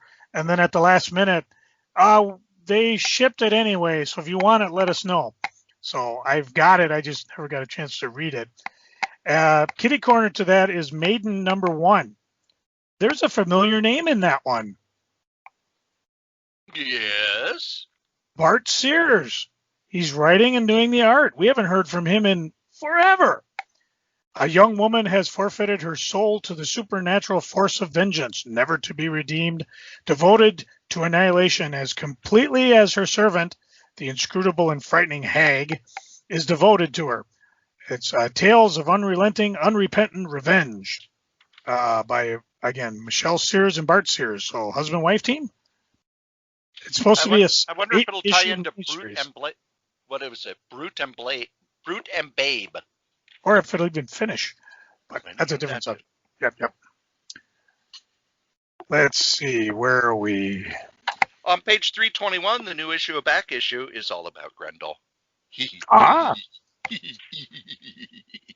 Cory, do you like Simon Bisley? At times, he really needs a good writer. Well, if you just like his sketches, pencils, and doodles on page 252, I am not buying this because I, as a rule, do not buy sketchbooks. I don't buy art books because I don't have the money to. I would love to buy the Marvel book on George Perez, and I would love to buy this Bisley book, but I don't have the money to do it. If I did, I would probably go right after that limited edition, even though I'm assuming it's signed and sketched and hardcovered and whatever, but it says, please inquire. And the standard cover is $40. So, but I'm pointing that out for those of you that like that kind of stuff. Similarly, for those of you who like Blade Runner, on page 316, under Titan is Blade Runner 2029 #1, an ongoing series. And as far as I know, it's the first comic to tell original stories set in the iconic Blade Runner universe with well, they got a neat cosplay cover. The thing with Titan is you can get any of the covers. They're all the same price. They might have a retailer variant, but they don't list it. They don't tease you about it. But yeah, there's if you like Blade Runner, here's your chance to jump right on the ground floor there. You know what's weird? That's it for me, Cory. You mean you're not going to buy on page 323 the thin black line perspectives on Vince Coletta? I was waiting to borrow your copy. You're going to be waiting a hell of a long time. There is a Herb Trimpe book on the page before. Yeah, that's one of those. If I had the money, I would do it, and I might. And even below it, the Star Reach Companion softcover. These are fantastic books. And again, if you don't have a budget crunch like Cory and I would even go over to the next page on University Press of Mississippi, the Medievalist Comics and the American Century softcover. Because all their stuff, I've read books from them before, and these are like textbook stuff, but they're always wildly fascinating. But yeah, like I said, I checked out early. Not a lot of stuff for me to get all excited about in this here previews. How about anything else, Cory, to round her up? I looked in the manga section, and none of the 3 series that I'm buying are showing up there. I went back to the apparel because, I'm working from home. I can wear comic book T-shirts all the time. Boy, there are next to nothing. Next to nothing. I remember 2 years ago, page after page after page, but now it's the 2 pages by Graffiti and 1 page of other stuff, and that's it. Joe, any toys or other stuff that you want to point out? Nope, nothing that caught my attention. Usually I do go through the entire previews, and I do read. And like I said, there's a lot of things I get regularly, but, we're just dealing mostly with new stuff. I noticed that they're starting to put in jigsaw puzzles. Jigsaw puzzles are kind of becoming a big thing. And there was an announcement, about a week ago, that a company had picked up the rights to do jigsaw puzzles of classic Marvel covers. Ooh. So I'll be interested to see what ones they choose. There's also a game that I'm kind of interested in, except it's one you have to collect. The Funko Marvel Battle World Mystery of the Thanos Stones game. If this was just a regular board game from Funko, I'd be picking it up in a heartbeat. But no, it's, okay, here's your pod package, and here's your Battle Ball capsule, and here's your Mega Pack, and you don't know what you're going to get until you know. I'm sorry, I'm over 12. I don't go over that stuff. Yeah. I understand that people like that, but I'm not one of those people. And that's it for previews. Joe, Normally we do ads. Yeah. But we're not. We're not? No.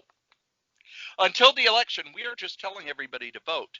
And if you don't know how to vote, or you don't know where to vote, or you don't know what the rules are in your state, go to betterknowaballot.com and you put in your state, and you can see Stephen Colbert do a video telling you that you live in the best state in the union and how to register and vote. There are a lot of people who say every 4 years and every 2 years that this is the most important election ever. This really is the most important election ever. I was watching the news yesterday, and early voting opened in Georgia. There are people who waited 7 hours online for early voting. So if you can, vote early. If you can't, be ready for lines. This is a vital election, and it's very important that your voice gets heard, especially with we're still doing the census. So whoever, even at your local races, the local people are the ones who decide how the districts are apportioned. And if you followed the news at all, you know that gerrymandering and other things like that are a massive problem. Look at your local races. Take the time to see what judges are going to be deciding on these gerrymandering cases, who your local representatives are, especially with the economy in the dumper and comic shops in trouble. I'm hearing rumors that Diamond is precariously balanced right now. It is important that we have people in office who know what they're doing. Please go vote. And while I've taken a hiatus from my other podcasts because it waves his hands around 2020, here are the other podcasts that you can go and listen to. The Solitaire Rose Radio Network is currently on a pause, basically because COVID-19 has made it so that I have to work a lot of extra hours at both jobs. But you can still go and listen to my other podcasts. Now, you're probably listening to Crazy Comics and Stories, which is the main podcast. But on this same feed, KRAYZCOMIX, is Solitaire Rose Radio, the solo radio podcasts that I do. I've done interviews, I've done short stories, I've done all sorts of things, and you can get to it right here on this same feed. I also do a podcast called Novelcast, where I take the novels I've written and turn them into free audiobooks. That's over at novels.solitairerose.com. Dangerous Dan Moore and I, and of course Wolfie B. Bad, give you bad advice over at badadvice.solitairerose.com. You send in your questions, and we give you the aforementioned bad advice. And then myself and Adam Vermillion from For the Love of Comics do the Fantastic Forecast at fantasticforecast.solitairerose.com, where we go through the issues of the Fantastic Four, 4 issues at a time, to give the plot and commentary on each issue. That's not all. Yes, I'm crazy. I still, over at pwinsiderelite.com, every week on Wednesday, do a recap of the latest episode of AEW Dynamite. I write up what happened, and then myself and Anthony Pyrus will do an audio. Now, you can only listen to the audio, if you remember, at pwinsiderelite.com, and if you're a wrestling fan, you should be, where we then break down the episode, talk about what we liked, what we didn't like, give it a grade, and let you know if you should have watched that episode. Those are the other podcasts here at the Solitaire Rose Radio Network. Thanks. And now, Joe, the most important part of the show for you. Pornhub. No, not where I go back and read off some more Marvel trade paperbacks that are going to be my money. Really? It's what's going on the eBays. All sorts of stuff. Remember how I told you one of the best ways you can do if you see something you're interested in is to watch?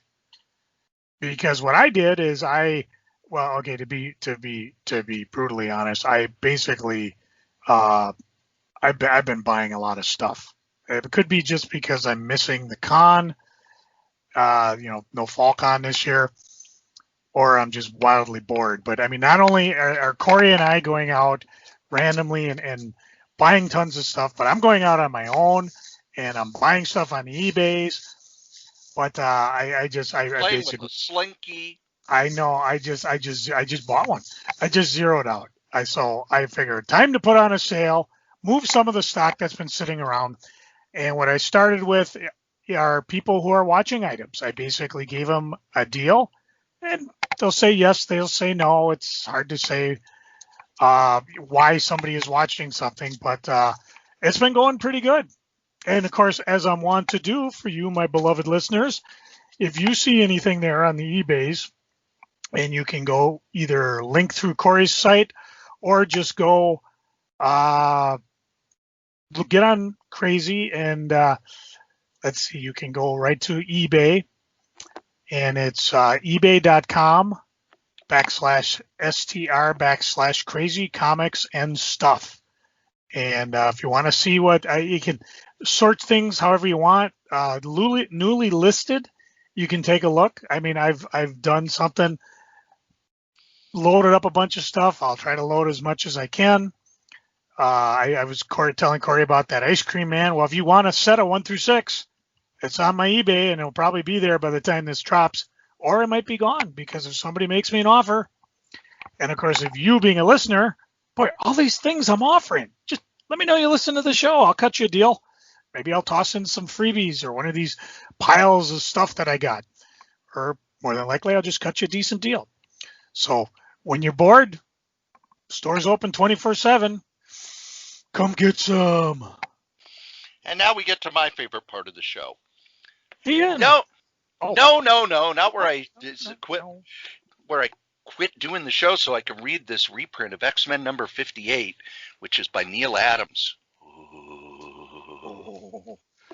No, it's Freaking and Geeky. Joe, what you freaking on? Oh, we had our first COVID death at Minneapolis St. Paul Airport. Oh. And the best thing about it is the management is doing their damn best to cover it up. Part of it's because they're not technically, they came up with this thing that said, oh, you're not supposed to talk about people's personal, private medical stuff on the eBays. Well, yeah, but if a friend of mine dies, I'm going to talk about it. So again, they're in denial. That could be why I'm going to Checkpoint in the next couple of weeks. They're just apparently they're operating on the idea that, well, no, COVID is good COVID, so we're just going to put everybody up on Checkpoint, pretend it doesn't exist. Never mind the fact that airlines are now bloodletting and cutting people like crazy. I don't know. It'd be a good time to just quit and just seriously just hide in my basement and eBay all day. Why don't you move to Montana and start growing dental floss? Kidding? There ain't nothing there. It's all gone. You can't grow dental floss in this type of environment. Speaking of health in this economy, phone calls, I am having the damnedest time trying to get my copay assistance done for my rheumatoid medicine. It's like every time I call the people, first of all, when I call these people, they say, well, call this number. Nobody answered. For 2 months, nobody answered. Well, guess what? They're starting to say, hey, you owe or we're not going to fulfill your medicine. I'm like, well, I'm trying to get on copay. I finally this week got a hold of people, and they say, well, call this 800 number. Okay, call it. No, it's a number for pharmacy and businesses. You're supposed to put in your pharmacy code when you get to the number. I call them back, and they say, well, here, let me try this. Click, click, click, click, click, click. Wham. Hung up. And then I call back again, and now no one's answering their fucking phone. So I just called my doctor, and I said, you know what? Put me on a different fucking medicine. I'm just tired of this shit. They're supposed to offer copay. It's one of these meds that is like $10,000 a dose, but I can get it down to $200, and then they offer copay, so I can get it down to like $25. You wonder why healthcare is broken in this fucking country. I'm sorry, was I swearing? Okay. Cory, I read the book you gave me, Star Trek, The Unsettling Stars by Alan Dean Foster. I was kind of underwhelmed. Really? You didn't like the Beecher tie-in? No, it was cute, but it was boring. And I tried really to get myself into the mindset that, okay, this is not the Kirk and Spock that we saw by the time this the third and probably only Star Trek Kelvin universe. It's them feeling each other out. So when Spock is busy keeping to himself when he could have mouthed off his suspicions in the very beginning and totally underwhelmed the entire book. Instead, this is a Spock that isn't confident enough to do it. And so he keeps it to himself. And of course, McCoy and Kirk aren't enough to ride him to do it. Whereas, in our normal original universe, Kirk would be more than happy with Spock's assumption. We saw that in the Voyage Home movie. So I tried to get myself in the mindset.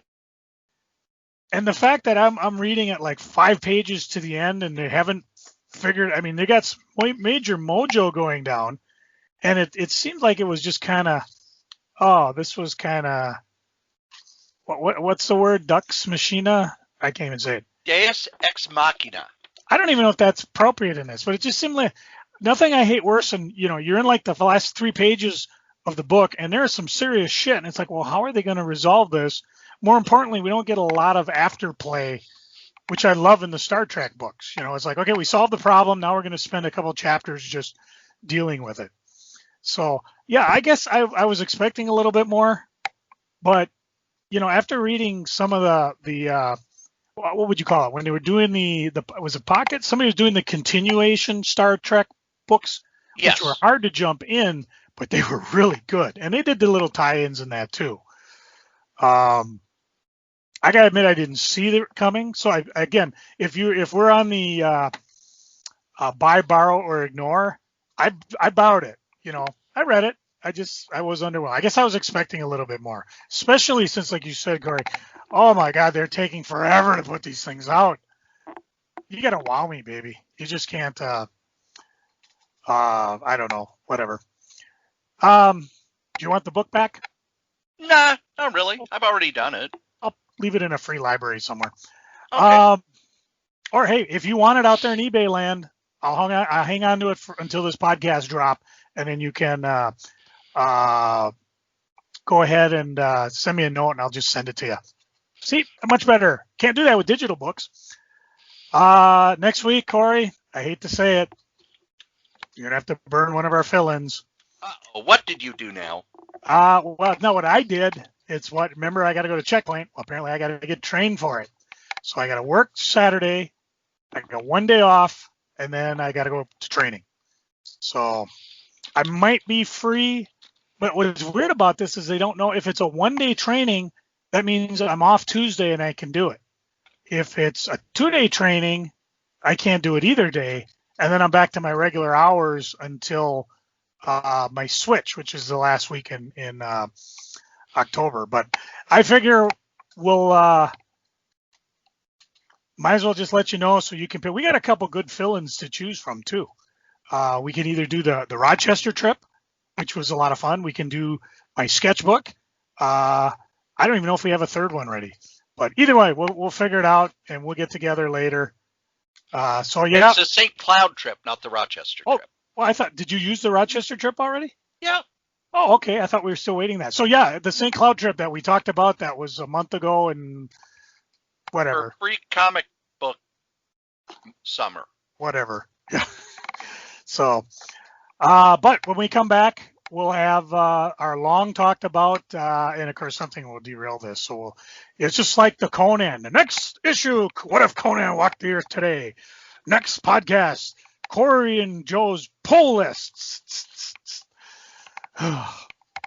Anyways, let's see. The only other weird thing is, am I an ogre on Facebook? I must be. My sister blocked me, which is weird because, normally a family member would block you because of political thing. We pretty much think the same in terms of stuff. I don't know. It became apparent because her husband, my brother-in-law, his father had passed away. And so I wanted to send condolences and I can't find her. And my wife can't find her. So I thought, well, maybe she just backed off of Facebook. And then one of my cousins is like, no, I can still get a hold of her. Well, tell her I send my condolences. So since I can't do it direct. So I don't know. Family, politics, Facebook, whatever. Fuck 'em all. Facebook is not real life. No, it isn't. It isn't. Matter of fact, I just ran across a article. And if you want to go on my Facebook page, you may certainly look. But reading too much political news is bad for your well-being, which is why we try to just stay with comics. Although we do have a little negativity occasionally. Cory, what are you freaking on? I hate my job right now. I took 2 days off at the office job and 2 days off at the group home to have 4 days off to just kind of put all the comics I've been buying for the past few months, put them away, organize them, get them set up, get the house kind of winterized because it was down in the 50s last week and then it was 80 over the weekend, and it's Minnesota's fall, which is usually bipolar extremes anyway. Yeah, I mean, we were 80 over the weekend. We're in the 60s and sunny now. In less than 48 hours, we're going to be in the 40s. With a freeze warning at night.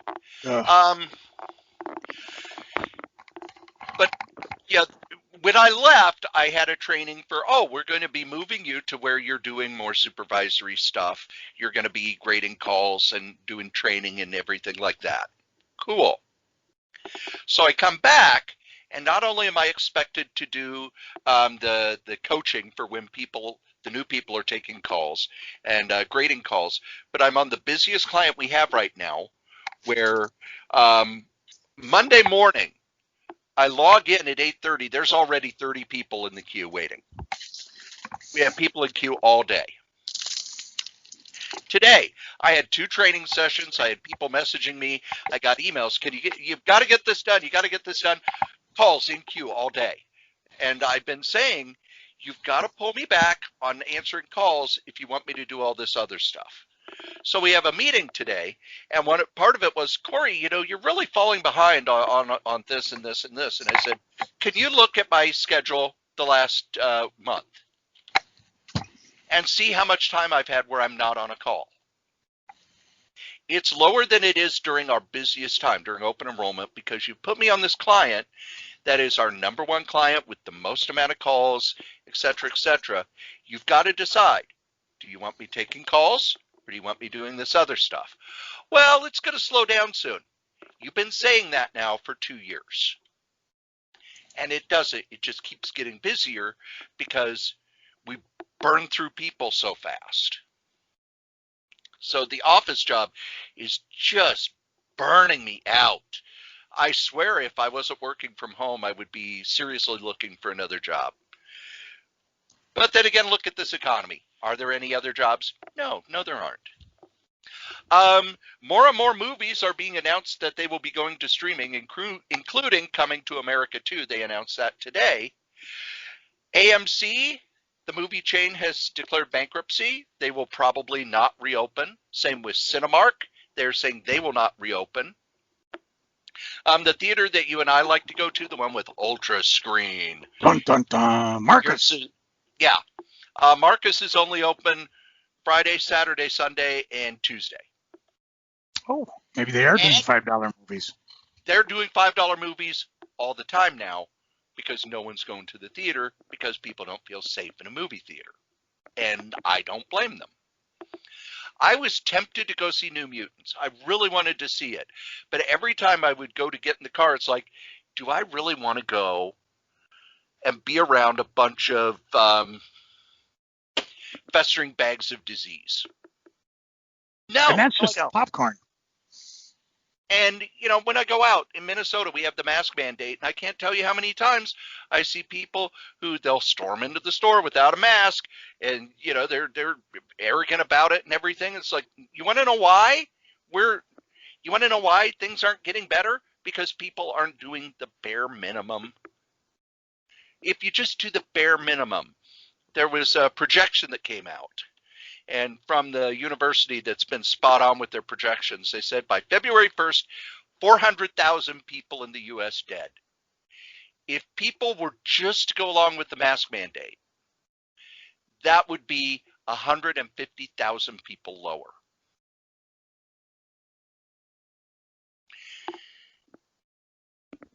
I'm probably never going to be able to leave the house because what I was listening to NPR, and there was one doctor who, they said he's got the gloomiest outlook, and he said, the U.S., we're never going to control it. It will just be with us forever. So that is not good for my mental health, and kind of bumming me out. So, Joe, pull me out of this tailspin. What are we geeking on? All right. I'm trying to, allow me to, will it work? Are you trying to whip this out? No, what I'm trying to do is share one of the scrubs from Hot Comics St. Paul found our ad that we ran. Yes, I saw that. In 1993. This was the ad that we superseded all the others and ran during the X-Men cartoon. And what's great, if you notice, if you're watching it, first of all, our own Dan Wiesemeyer, who worked on the X-Men animated cartoon, he is the voice behind it. But also you can see all the wonderful Marvel comics in the background because this was a Marvel co-op ad. Now, if you go to it, and I don't know, I just posted it on our, let me make sure it's there first before if it's on my Facebook page, but you got to go down to like October 9th. And so by the time you get this, it's a ways down. But what I want to do see if it showed up. I wanted to get it on our Crazy Comics and Story podcast page because there it is. Good. So go there and check it out. It's a blast. Now, I'm not sure if you can get on the Jess's page and look for the ad because, again, the same date, but on the comments section, he actually ran an ad that predates me buying Hot Comics. So, I don't know how Jess has his page set up, but if you go to October 7th, he doesn't have a lot of postings. He's not like me. He's not insane on Facebook. But you can find the same ad and go down to where he's talking to the other scrub, Dave Storberg. This one's great because this is even back when they did mostly toys and G.I. Joe and Transformers. I mean, the toy guys are going to look at this and go, oh my God, I want half that stuff because it's just crazy. So that was kind of fun to see. My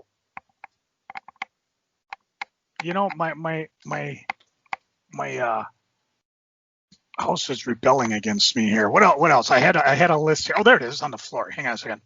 Oh, I just got new gutters put on the house from a company called Countryside Seamless Gutters, which I will highly recommend. GotGuttersMN.com. If you're in Minnesota, obviously that's where they're at. But I suppose I should mention it's my cousin's business. But boy, about 2 hours, they ripped the old ones down. They put up new flashing, so hopefully that keeps the squirrels and crap out of my crawl spaces. And the gutters are just beautiful. Plus they're a little wider, so I'm hoping I won't have any jams. And I look out the window and I see the gutters are spilling over. When they spill over, that means they go into the basement. So first I got to do is go downstairs and make sure everything's off the floor, which it usually is. And then second, if it's not thundering out, I will climb out and undo the gutter. You know what? I wasn't going to do this, but I'm going to do it. I'm going to race through things I've read and absolutely loved. Savage Dragon 252 salutes the funnies. Eric Larson goes through, and if you're a funny comic strip guy, you will absolutely love this because he comes through and he apes the style of all sorts of things like Rumble Theater, Doonesbury, Fox. He calls it Box Snot, but it's Foxtrot. And I believe they're going into a second printing on this. So again, if you haven't picked it up, Savage Dragon 252. I read the reprint of Tales of Suspense 39. Cory, tell the boys what's big about Tales of Suspense 39. That is the first Iron Man story.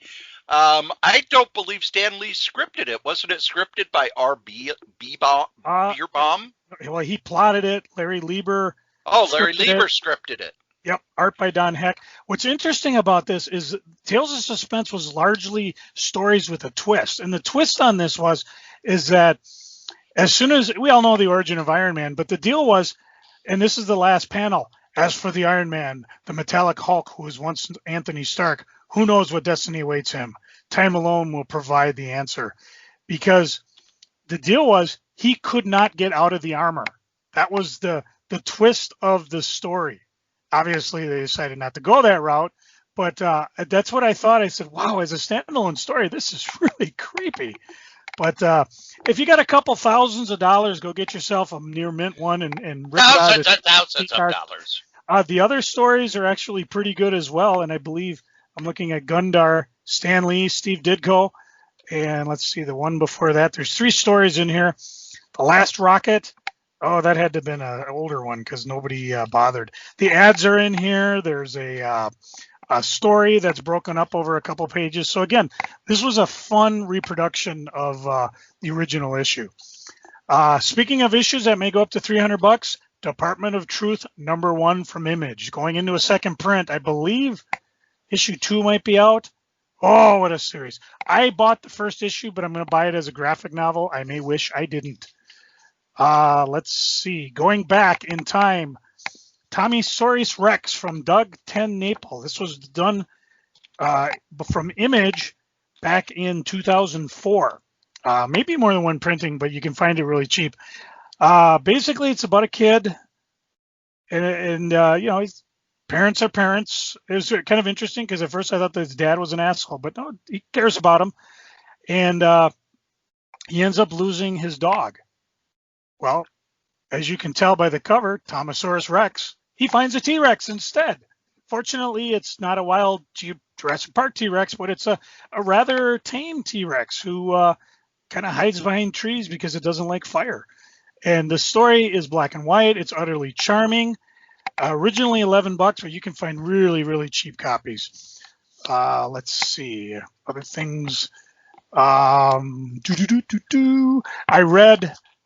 reread, and I didn't even remember it, Secret War, the Brian Michael Bendis, Gabriel Delato series. Oh, that was so beautifully drawn.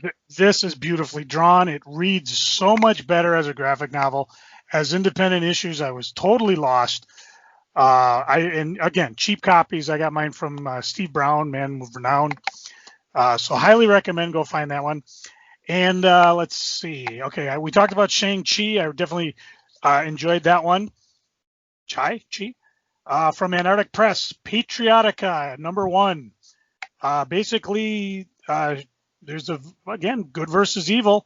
And when the entity that is Patriotica tries to find a suitable substitute, she can't, and just picks the closest girl she has. Now she suddenly discovers she can be the superhero, whether she wants to or not. Let's see. I read Exo Sisters 1 through 6. Ian Boothie, Gelsley Legacy. We'll remember him because when I was raving back about that Menage a Trois, written by David Lundstrom with the same artist, he does the art for this. I think this is an ongoing series, but only 6 issues have come out. I'm aware of, because it ends on a cliffhanger. I thought it might end in a storyline, so I'm really looking forward to that. From Single Point Press is a one-shot Burning Tree, written and illustrated by Nuna. This is basically just art. You decide what it is. Is this a woman trying to escape a demon? Is the demon real? Is it her inner demon? Is she depressed? For a book that has no words in it, this is fantastic. And it was a one-shot that I recommended, and I'm glad I picked it up. Less glad I picked up, but worth reading, I picked up the X-Men extended cut of God Loves, Man Kills by Christopher Claremont and Brent Eric Anderson. Never last. The selling point on this was that it has a framing sequence in the beginning and the end, which whatever, I didn't even need it.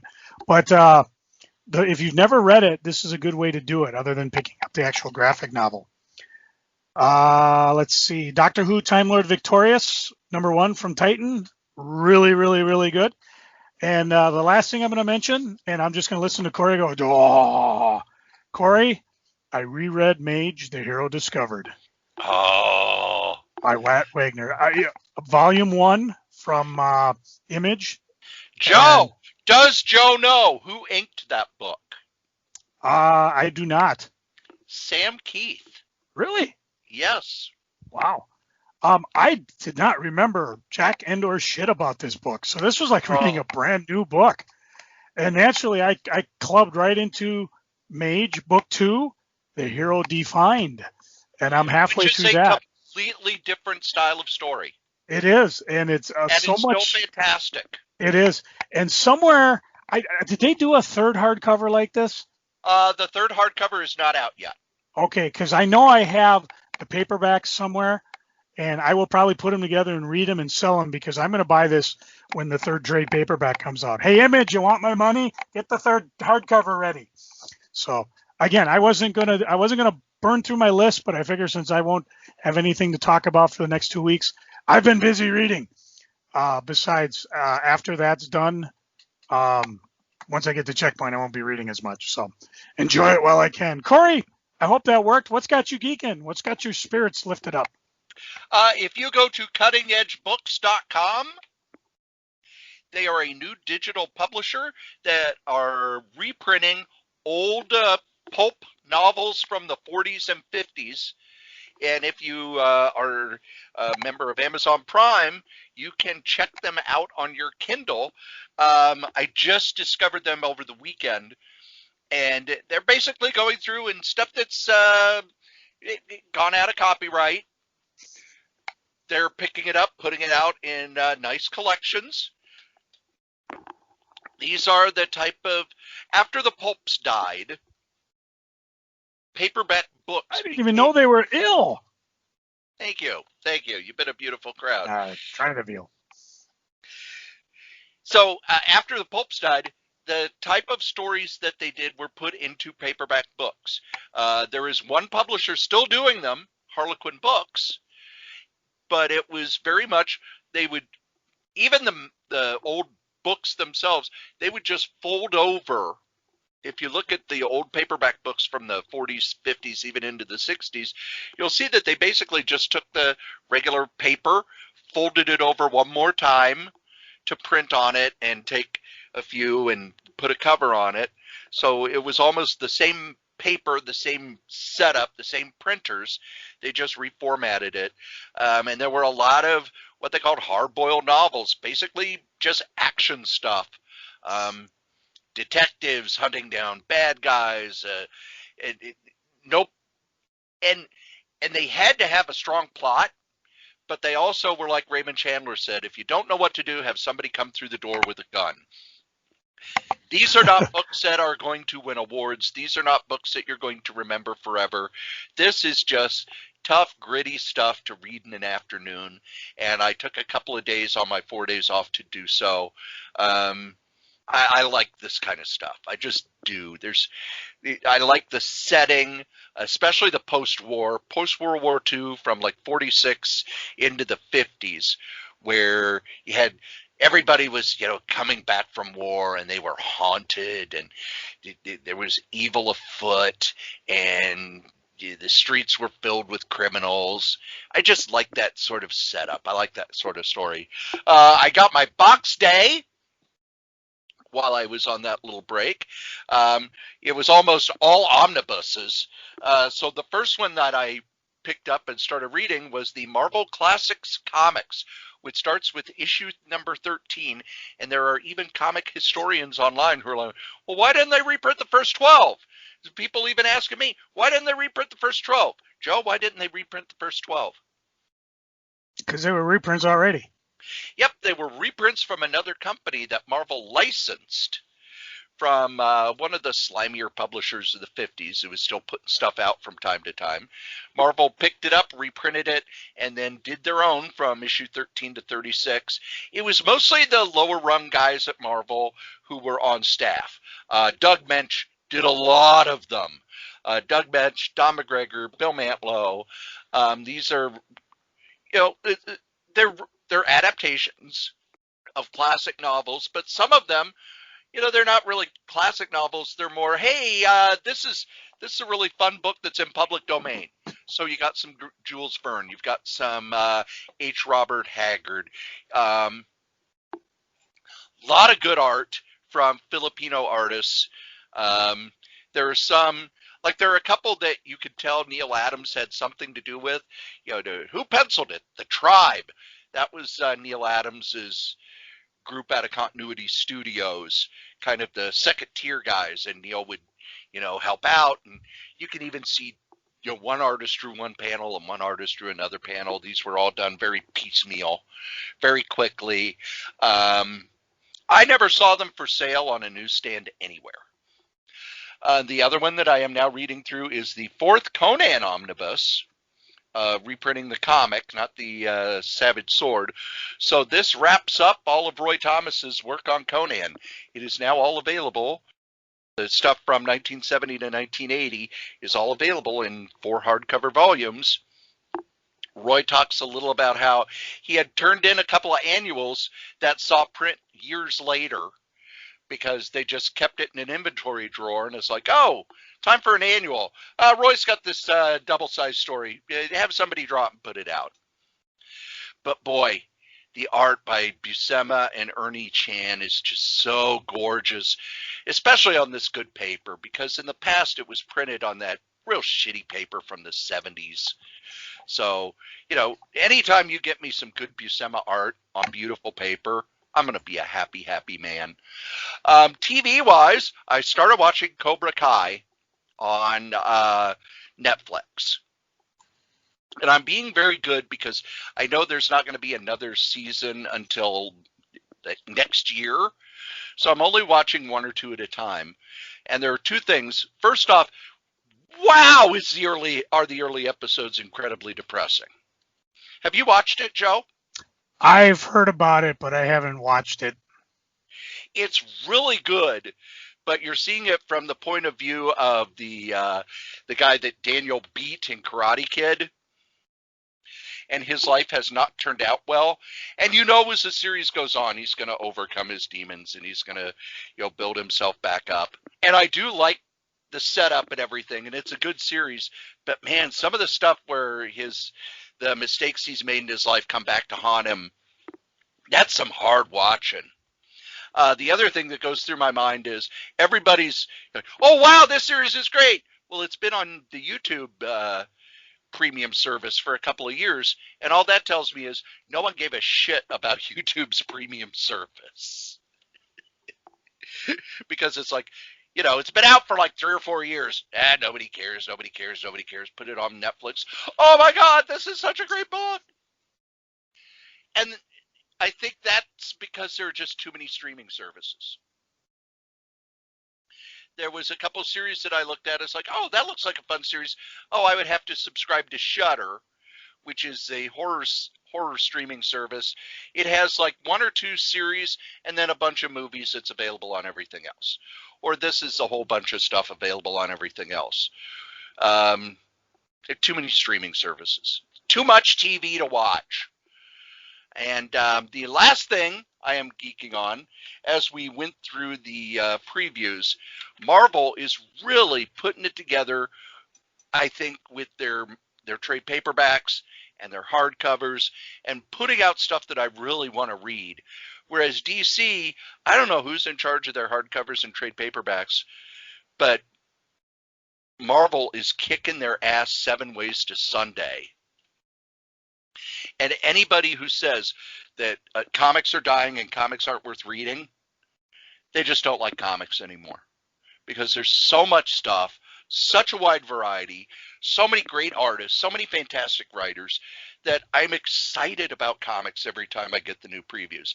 I'm excited about comics every time I get my box day. And the only thing that kind of made me a little hinky was I did get the new Cerebus #1 issue. Have you seen this month's new Cerebus #1 issue, Joe? Is that the one you can get all sorts of multiple formats? No, it's just the one. He puts out a new #1 every month that reprints the Cerebus from Hell strip he does online. No, I haven't.